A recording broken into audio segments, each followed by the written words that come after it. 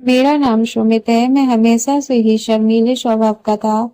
इस कारण कभी भी मैं लड़कियों से बात नहीं कर पाता था, लेकिन मैं ये भी सोचता था कि मेरे लिए कोई होगी जो मेरी जिंदगी में आएगी, मेरी बात सुनेगी। मैं उसी का इंतजार में था।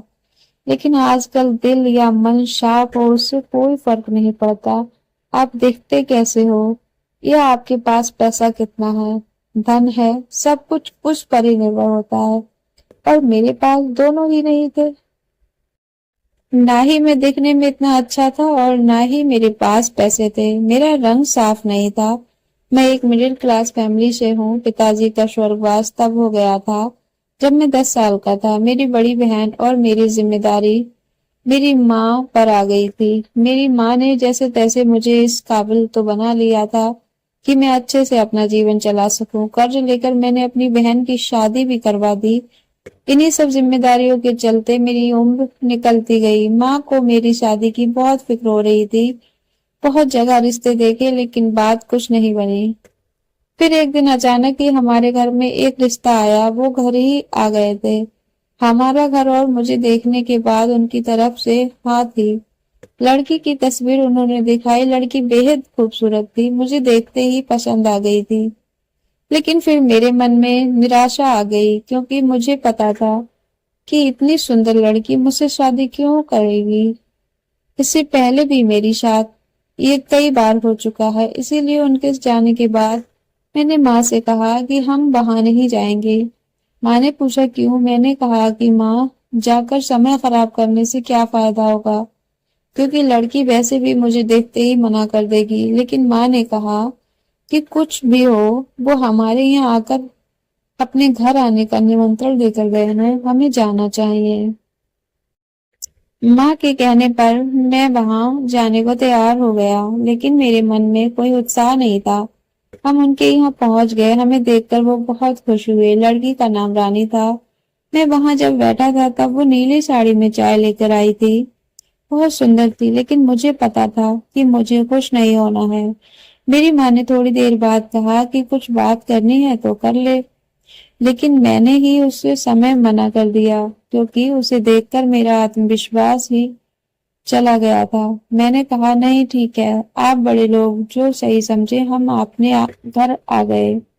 मुझे पता था कि उनकी तरफ से कोई पूछ परख नहीं होने वाली है, और मैंने उसका ख्याल भी अपने मन से निकाल दिया। लेकिन फिर कुछ ऐसा हुआ जिसकी मुझे उम्मीद नहीं थी।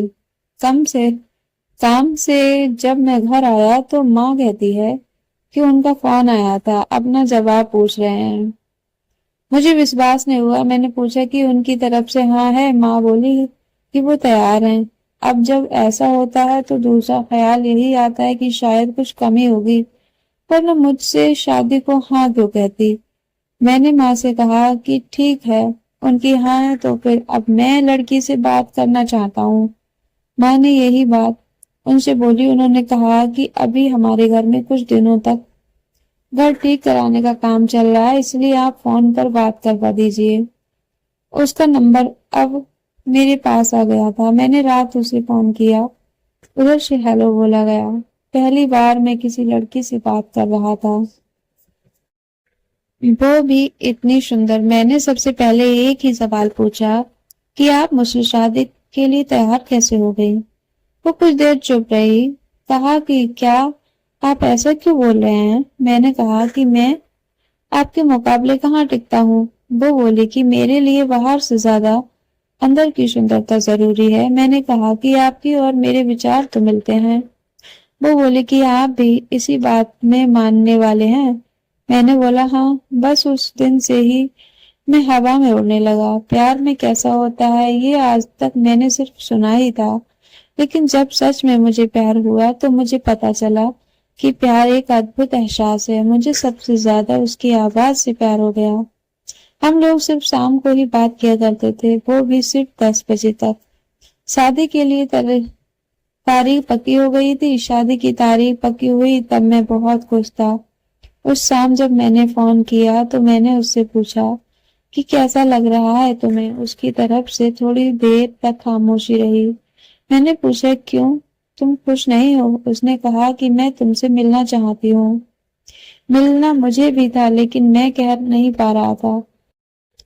لیکن اس نے ہی بول دیا۔ ہم لوگوں کا ملنا طے ہوا۔ اگلے دن صبح صبح ہی میری ماں میرے کمرے کا دروازہ زور زور سے بجا رہی تھی۔ میں نیند سے اٹھا۔ میری ماں کو ہمارے کسی پریچت سے اس لڑکی کا سچ پتا چلا۔ اسے سننے کے بعد مجھے پتا چلا کہ اتنی سندر ہونے کے باوجود اس نے مجھ سے شادی کو ہاں کیوں کہا۔ آخر وہ بھی میری فائدہ اٹھانا چاہ رہی تھی۔ ماں نے انہیں بھلا برا کہنا شروع کر دیا۔ اسی سمے انہوں نے رشتہ توڑنے کا من بنا لیا۔ مجھے آج اس سے ملنا تھا۔ میں سوچ رہا تھا کہ ماں جو کہہ رہی ہے وہ کیسے سچ ہو سکتا ہے۔ میں اس سے ملنے گیا۔ اس ریسٹورینٹ میں ملنا طے ہوا تھا۔ میں وہاں جلدی پہنچ گیا۔ بس یہی سوچ رہا تھا کہ ماں جو بول رہی ہے وہ کیسے سچ ہو سکتا ہے۔ کچھ دیر بعد وہ آئی۔ اس کے ساتھ میں ایک لڑکی اور تھی۔ وہ دونوں میرے پاس آ کر بیٹھ گئیں۔ رانی کے چہرے پر ایک ڈر کا گھبراہٹ تھی۔ میں نے اس سے پوچھا کیسی ہو؟ اس نے صرف سر ہلایا۔ میں نے پھر پوچھا کہ مجھے کیوں بلایا تھا؟ میرے اس سوال کے بعد جو جواب آیا اس سے ماں کو جو پتا چلا تھا وہ سچ ہی نکلا تھا۔ جواب رانی نے نہیں، اس کے ساتھ آئی اس لڑکی نے دیا، اور آواز وہی تھی جس سے مجھے پیار ہو گیا تھا۔ لڑکی رانی کی چچیری بہن تھی۔ وہ بولی کہ ہم نے آپ سے ایک بات چھپائی ہے۔ رانی بولی بول نہیں سکتی۔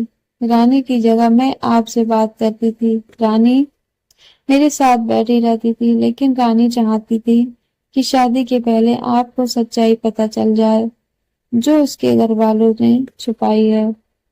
یہ آپ کے پردے میں نہیں رکھنا چاہتی تھی۔